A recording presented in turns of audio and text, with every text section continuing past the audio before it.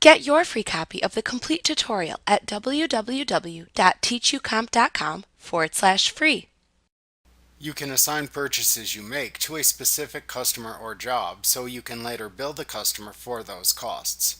To do this, use the drop-down within the Customer Job column that appears in the line item area within forms like the Enter Bills window to select the name of the customer job you will be billing for the purchase as you create a bill within the Enter Bills window.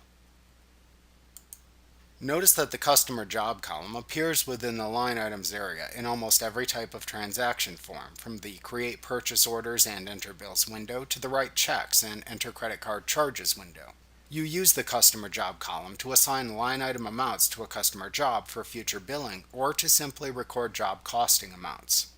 To later bill a customer for line item costs entered into many forms, ensure that there is a check mark within the billable column within the line item area for each line item that you want to bill back to the customer.